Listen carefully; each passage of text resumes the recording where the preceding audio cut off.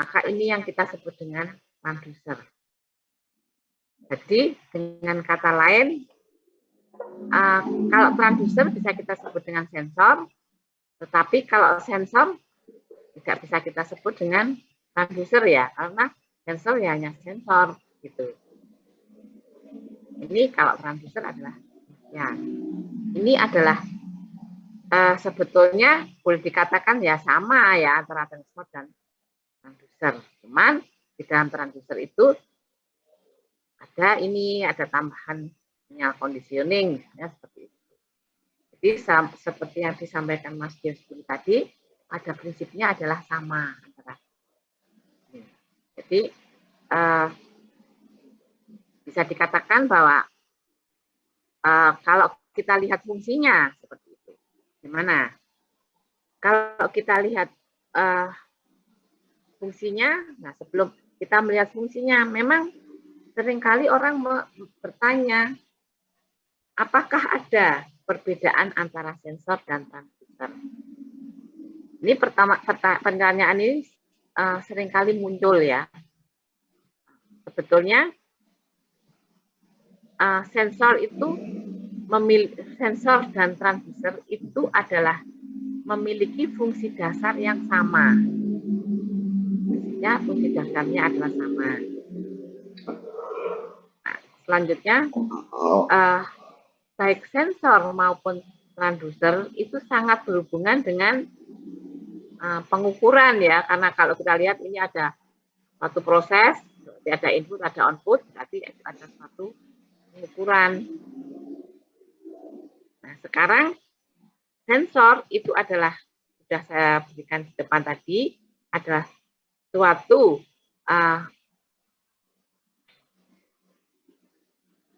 perangkat yang memberikan keluaran output sebagai hasil dari respon yang diberikan oleh input. Nah, di sini kalau kita lihat bahwa sensor itu adalah elemen yang pertama kali merasakan adanya perubahan input.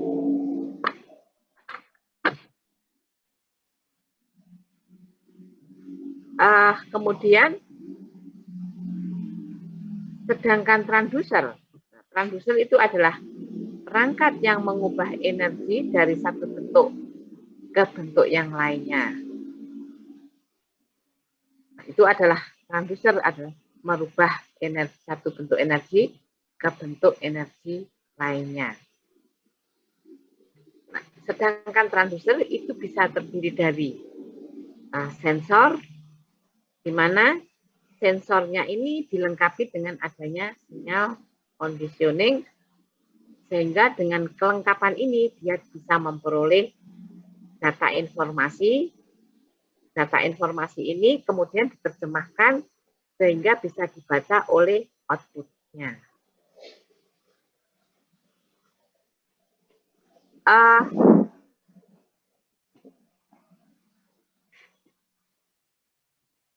Pada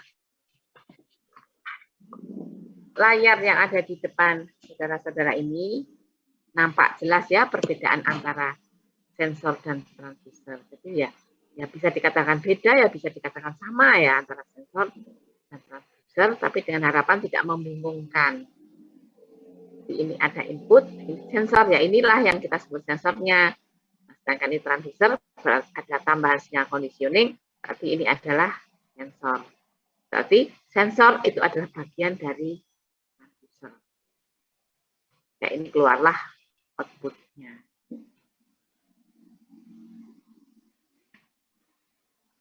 Ini kalau kita mau ambil perbedaan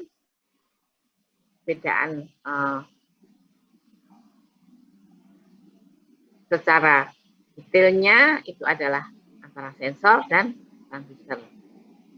Sensor adalah elemen yang pertama kali merasakan atau mendeteksi perubahan fisik dan mengubahnya menjadi kuantitas yang bisa dibaca.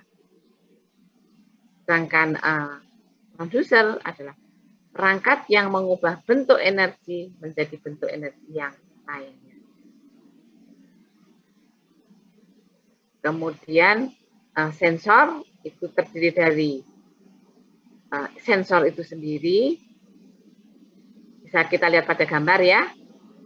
Sedangkan transducer itu terdiri dari sensor dan sinyal conditioning. Artinya sensor adalah bagian dari transducer. Bisa dilihat di gambar tadi ya. Gambar ini, sensor adalah bagian dari transducer.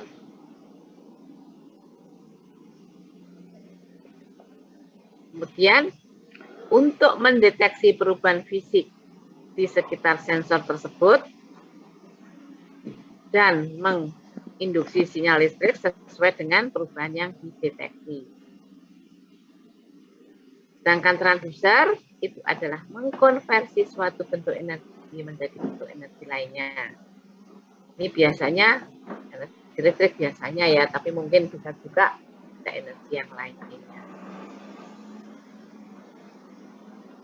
Untuk sensor proximity atau sensor magnetik, sensor akselerometer, sensor cahaya, dan lain-lainnya.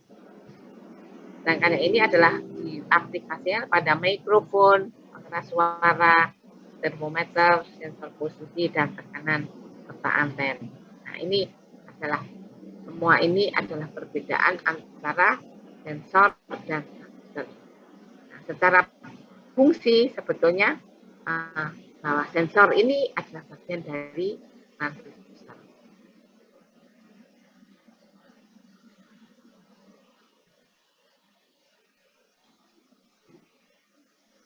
Seperti dijelaskan tadi di awal, bahwa sensor itu ada yang sensor analog, ada sensor yang digital. Dalam sensor yang digital, seperti kita sekarang hidup di era digital, tentunya alat ukur atau sensor itu juga mengikuti perkembangan di era digital seperti saat sekarang ini. Tentunya sensor tersebut juga berkembang sesuai dengan eranya, yaitu seperti saat sekarang ini ada sensor yang kita sebut dengan sensor pintar ya, atau yang kita sebut dengan smart sensor. Nah, smart sensor itu dapat melakukan fungsi cerdas atau AI itu ya, artificial intelligence. Itu tugasnya adalah sesuai dengan fungsinya. Nah, untuk sensor pintar atau smart sensor itu sangat banyak juga digunakan di era kita ini ada di industri 4.0 ya,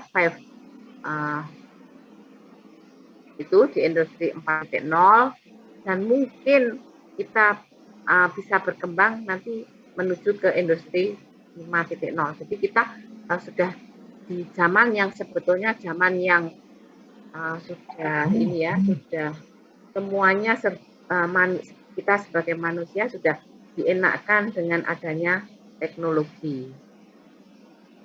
Nah, terutama dengan adanya smart sensor itu banyak sekali aplikasinya dalam bidang IoT, dalam bidang IoT, Internet of Things ya.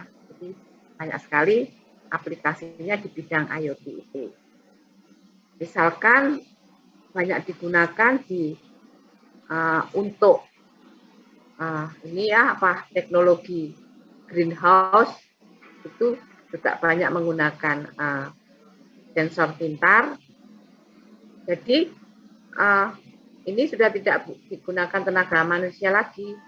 Dia kelembapan udara yang ada di dalam ini, kemudian dia penyiramannya, kemudian suhunya, semuanya dia sudah menggunakan smart sensor. Jadi dia hanya kendalikan dari suatu tempat, dan juga tidak harus di tempat ini, dari tempat jauh juga sudah bisa. Kita bisa mengendalikan lewat itu.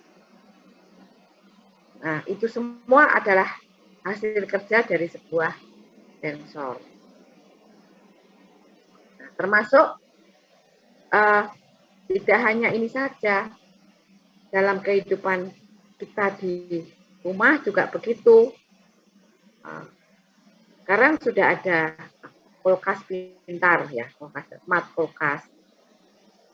Jadi kalau di rumah misalkan saudara-saudara atau mungkin ibu saudara yang saat ini kalau melihat kebutuhan isi kulkas apa ya yang sudah habis, apa yang saya harus belanja, itu tidak usah membuka kulkasnya, itu juga sudah bisa. Jadi dengan menggunakan bantuan kita menggunakan handphone, itu pun sudah bisa kita kendalikan dari situ. Jadi kita melihat, oh ternyata ada sesuatu saya yang harus segera belanja. Misalnya ibu saudara berada di luar, aduh apa ya saya harus kebetulan ini saya belanja di supermarket seperti itu, kemudian saya harus belanja apa karena saya lupa di kulkas itu apa ya yang sudah harus saya isi. Nah itu sebetulnya sekarang sudah bisa dikendalikan lewat handphone saja. Dilihat, oh ternyata barang saya habis, ini saya harus beli telur yang harus telur saya di kulkas habis. Nah itu sudah bisa dikendalikan lewat HP. Juga termasuk deteksi untuk keamanan rumah. Misalkan saudara berada di luar rumah. Kemudian rumah saudara kosong. Itu sudah bisa dikendalikan dengan menggunakan HP juga ya. Jadi misalkan ada seorang pencuri mau membuka pintu rumah saudara. Ternyata alarm saudara bunyi. Loh, ternyata ada orang yang mau masuk rumah saya tanpa melalui pintu dengan buka paksa. Nah, ini alarm HP-nya bisa bunyi. Nah, masih banyak lagi ya aplikasi-aplikasi dari smart sensor itu, termasuk dengan menggunakan CCTV ya. CCTV kalau misalnya di rumah saudara atau di kantor-kantor atau di suatu tempat di mall-mall itu juga menggunakan CCTV. Nah, itu semuanya juga menggunakan smart sensor. Masuk kendaraan yang jalan juga bisa kita kendalikan dengan ini. Pada saat saudara berjalan dengan kendaraan, berapa tekanan angin atau ban saya ini hanya gemboskah atau yang semuanya sama. Nah, itu semua bisa sudah dikendalikan dari sini.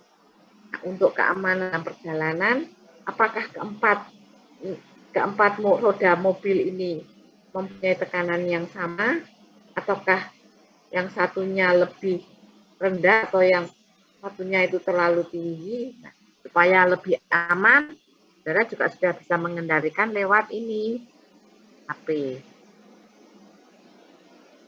Nah, handphone ini ternyata kita kemana-mana juga dengan smart sensor ini, kita dengan hanya membawa satu HP ini, semua sudah bisa kita kendalikan. Termasuk transaksi perbankan juga sudah bisa menggunakan ini ya. Jadi kalau mau transfer, kita tidak usah datang ke ATM atau tidak usah datang ke banknya, dengan melalui handphone.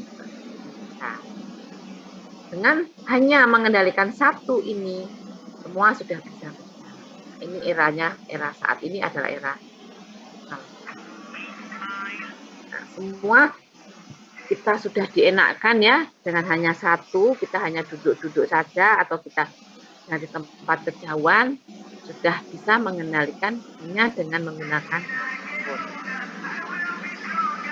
Tetapi perlu kita ingat, dengan menggunakan handphone ini, itu semuanya adalah apa? Bergantung kepada internet. Nah, internetnya kalau padam, nampaknya ya sudah tidak bisa apa-apa kita. Termasuk seperti waktu kuliah pada hari Selasa kemarin saya tidak ada jaringan internet sehingga saya tidak bisa berbuat apa-apa. Mau saya tethering dengan HP-nya juga biarpet, sehingga nggak kuat untuk kita bisa tethering untuk kita lakukan perkuliahan. Nah, ternyata semua ini adalah tergantung internet ya. Jadi ternyata dalam kehidupan kita sehari-hari ini semuanya adalah tergantung pada internet. Termasuk kita menyimpan data itu juga bisa kita simpan lewat cloud itu ya. Kita simpan di awang-awang sana. Nanti kalau kita butuh bisa kita panggil. Nah, itu semua adalah tergantung pada sensor. Betapa pentingnya internet, betapa pentingnya jaringan internet, bahwa semua keadaan yang ada sekarang ini dalam waktu hitungan detik pun berita yang ada di Amerika sana kita bisa sudah mendengar saat itu juga. Nah, kalau sekarang kita pikir-pikir ya, perang itu sekarang tidak harus dengan menggunakan senjata ya. Kalau misalkan dengan adanya kejahatan di bidang ini, kan ada cybercrime itu ya, dengan kejahatan di bidang teknologi yang seperti ini ya, banyak ya cybercrime dan sebagainya, kejahatan di bidang dunia internet ini. Kalau ini saja yang diserang, dunia sudah akan lumpuh ya. Kita pikir dunia akan lumpuh kalau tidak ada jaringan internet, karena jaringan internet itu adalah sudah suatu kebutuhan dan sudah suatu kebutuhan kita saat ini. Sudah kebutuhan kita saat ini adalah sangat membutuhkan adanya internet. Jadi misalkan yang dilumpuhkan internetnya, ya sudah, kita sudah lumpuh di mana-mana. Jadi tidak usah perang ya, kayak seperti di mana di Ukraina sama di Rusia itu ya. Kalau kita dulu zaman Perang Dunia ke-1, Perang Dunia ke-2, itu adalah dengan alat senjata. Nah, sekarang sudah cukup dengan internet saja kita lumpuhkan, sudah kita tidak bisa berbuat banyak. Total semua kita sudah tidak bisa apa-apa. Termasuk seperti keadaan sekarang ini dengan adanya COVID. Nah, itu kita COVID itu dari mana asalnya kita bisa tahu bahwa sampai seluruh dunia bisa kena semua. Nah, itu bisa jadi adalah dengan kita memberikan virus begitu saja, orang sudah kacau ya seluruh dunia. Nah, itu kita tidak tahu ya. Itu adalah tugas-tugas saudara ke depan. Sebaiknya saudara-saudara jangan hanya sebagai pengguna sensor itu, sebaiknya saudara ada sebagai pencipta nanti. Nah, itu adalah tugas-tugas saudara di masa yang akan datang. Nah, kembali kepada ini, jadi itu adalah banyak sekali aplikasi dari smart sensor ya. Kemudian ini definisi sensor sudah kita lewati, klasifikasi ini juga sudah. Nah, sensor cahaya itu ada beberapa macam ya. Ada yang kita sebut dengan fotovoltaik atau solar cell ya. Kalau saudara nanti tugas akhir akan solar cell, saya harus paham sekali dengan ini. Fotovoltaik yang menangkap sinar matahari, dari sinar matahari itu kita ubah menjadi listrik. Nah, itu mana prosesnya, energi apa yang terjadi di situ. Nah, itu semua adalah nanti apabila saudara belajar tugas akhir di bidang ini. Ada fotokonduktif, ada fotodiode. Dan ini sensor tekanan juga sudah. sensor ultrasonik, sensor ini proximity sudah, sensor kecepatan tadi sudah, sensor magnet juga sudah. Nah, sensor suhu. Sensor suhu ada tadi termokabel, ada termodetektor, ada termometer, dan sebagainya. Nah, nanti ini bisa jadi kalau saudara-saudara TA akan. Nah, tadi kembali ke aplikasi dari penggunaan sensor pada Internet of Things. Sebetulnya tadi sudah banyak digunakan di bidang ini. Misalkan tadi dikatakan di dunia internet, kemudian di bidang kesehatan, di dunia penerbangan, kemudian untuk sensor lampu, kemudian untuk belanja di satu tempat, dari online saja juga sudah bisa. Kemudian masih banyak lagi di industri, di rumah tangga.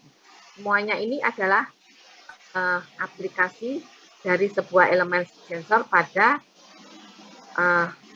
Internet of Things. Nah, selanjutnya ini aplikasinya sama dengan itu tadi ya, untuk lingkungan dan sebagainya. Aplikasinya juga sudah. Sensor suhu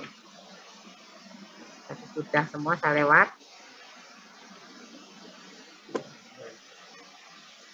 Nah, selanjutnya apa yang kita sebut transducer. Antara transducer dan sensor.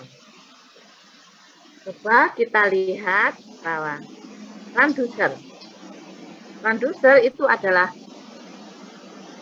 suatu alat yang dapat mengubah suatu bentuk energi ke bentuk energi lainnya.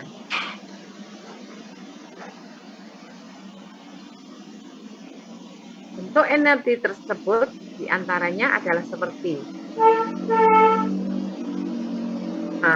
energi listrik, mechanical, elektromagnetik, cahaya, kimia, akustik, bunyi, dan panas.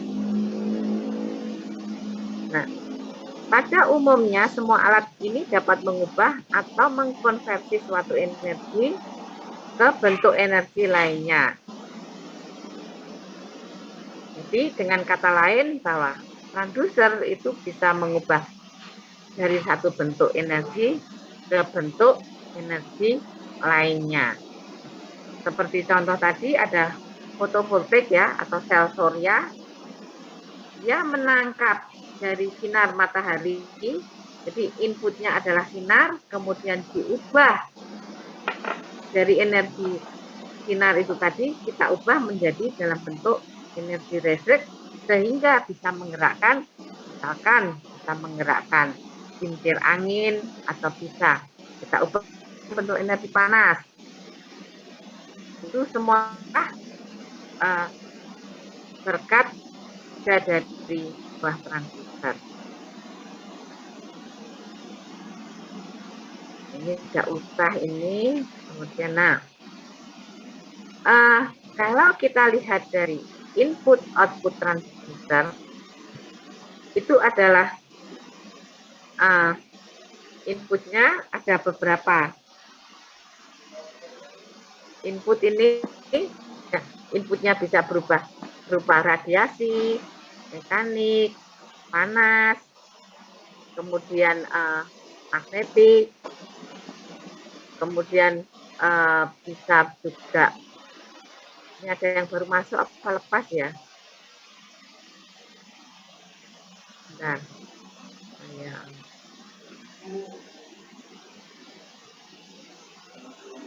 Nah, ada yang baru masuk apa lepas ini tadi? Saya ulang. Jadi input output dari sebuah transducer itu ada inputnya bisa berupa radiasi, bisa berupa energi mekanik, bisa berupa panas, bisa berupa listrik, magnet, kimia ataupun cahaya. Nah, kemudian dia melalui sebuah sensor dengan bantuan transducer, maka salah satu dari inputan ini yang kita gunakan sebagai input, maka dia bisa kita rubah dalam bentuk salah satu di antara ini.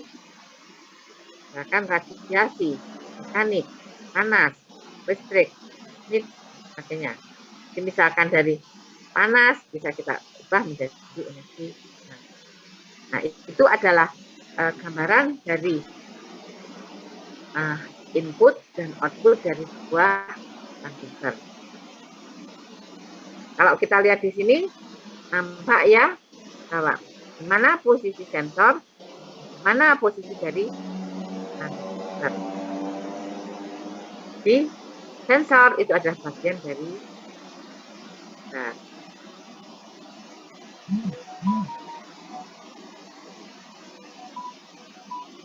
demikian juga seperti halnya sensor, transducer bisa kita bagi menjadi dua, yaitu transducer pasif dan transducer aktif. Transducer pasif yaitu transducer yang bisa bekerja bila mendapatkan tambahan energi dari luar. Sedang transducer aktif itu adalah transducer yang bekerja tanpa tambahan energi dari luar. Tetapi dia menggunakan energi yang akan diubah itu sendiri. Nah, ini contoh-contohnya nanti bisa saudara ketahui.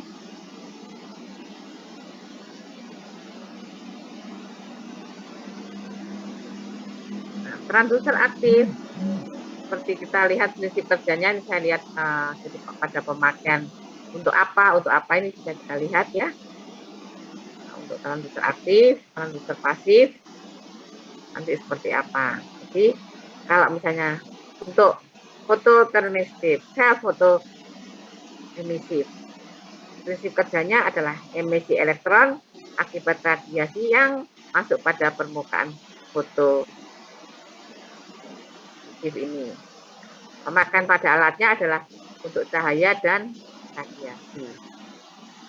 Sedangkan ini ada foto multiplier adalah emisi elektron akibat radiasi yang masuk ke katode dan sisi cahaya. Pemakaiannya adalah pada cahaya, radiasi, dan relay sensitif cahaya. Masuk untuk termokouple. Kemudian ada pembagian ini untuk panas. Nah, ini isoelektrik. Ini yang sering kita dengar ya. Isoelektrik itu adalah untuk ini suara, getaran, percepatan tekanan. Sel fototegangan untuk cahaya. Kemudian termometer tahanan RTD. Ini kok hilang ini apa? Isinya ya, nanti bisa saya tambahkan. Kemudian hygrometer tahanan. Jadi hygro adalah kelembapan ya, untuk kelembapan. Dan termistor ini bisa untuk suhu. Nah, ini semua itu adalah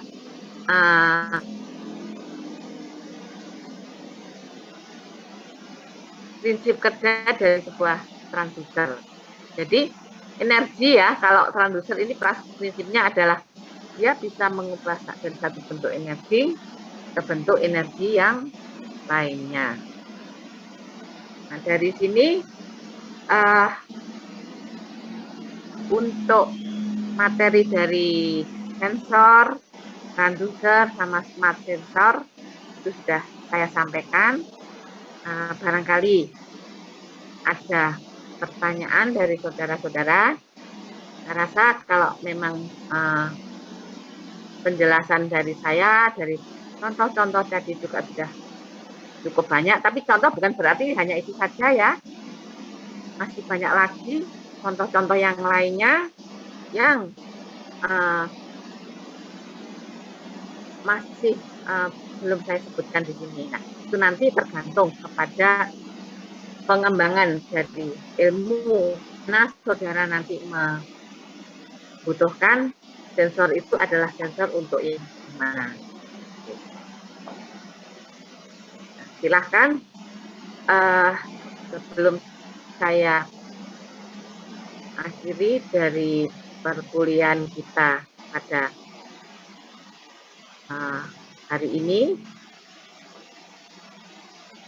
ya syukur kita sampai dengan selesai, tidak terjadi sampai sedikit saja ada gangguan suara.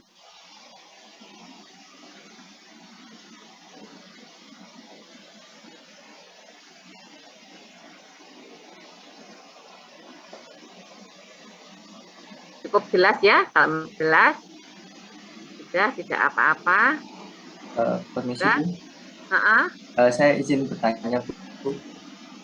Mengenai contoh dari thermocouple atau transducer ini, saya masih bingung. Di salah satu alat namanya itu thermocouple. Nah, di situ kan thermocouple ini kayak banyak dicontohkan sebagai transducer. Nah, tapi di situ thermocouple ini kan cuman pembacaan gitu kan, Bu.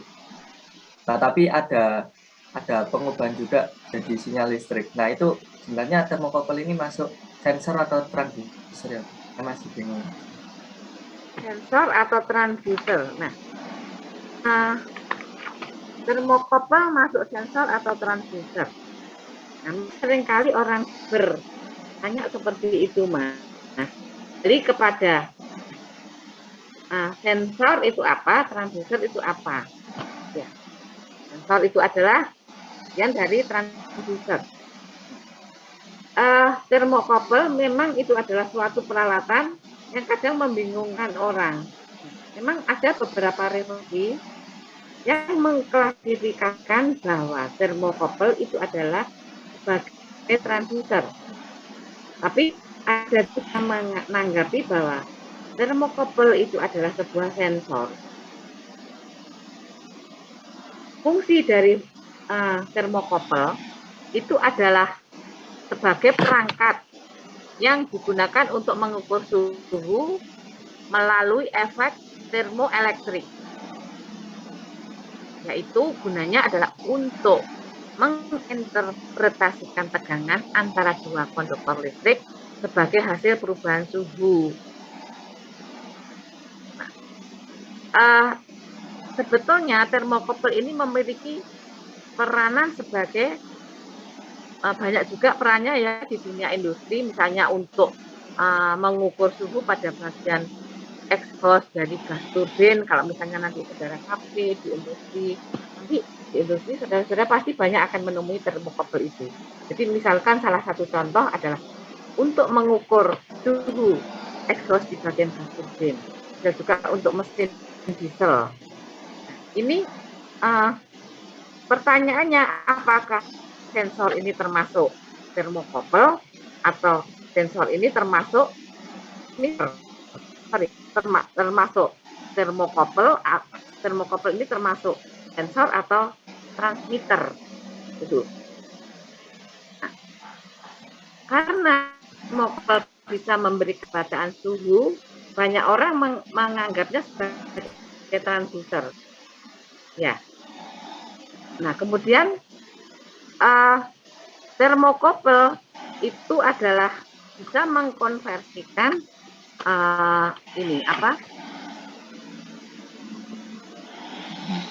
dia juga bisa mengkonversikan dalam bentuk tegangan menjadi perubahan suhu menjadi tegangan. Jadi kesimpulannya apa? Jadi apakah thermocouple itu masuk sensor atau thermocouple itu masuk transducer? Itu adalah jika sebuah sensor tidak dapat memberikan informasi yang berguna, maka transducer lah yang akan mengambil alih tugasnya. Seperti itu. Jadi kesimpulannya adalah itu. Karena kita tahu bahwa sensor itu adalah bagian dari sebuah transducer. Tapi kalau sensor, dia tidak bisa berfungsi sebagai transducer. Nah, memang seringkali orang bingung, Mas Noval, dengan Mas Noval ya yang tanya tadi. Iya, Bu. Jadi orang memang bingung. Nah, itulah kira-kira apakah termokopel itu masuk sensor atau masuk dari transducer. Itu penjelasan dari saya seperti itu, Mas.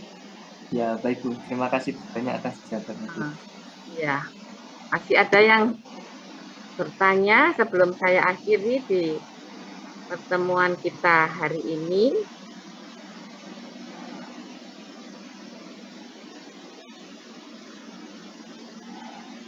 Kalau sudah tidak ada,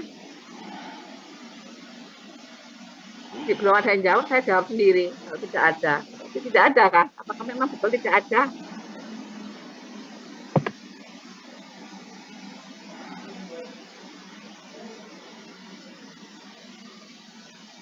Apakah ada yang hadir di sini?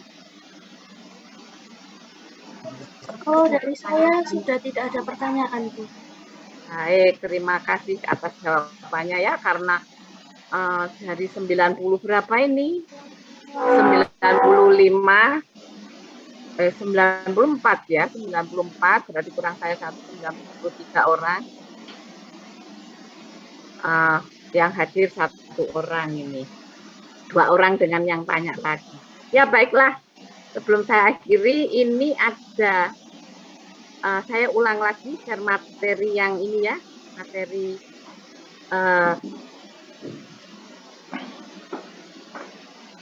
ini share materi perkuliahan.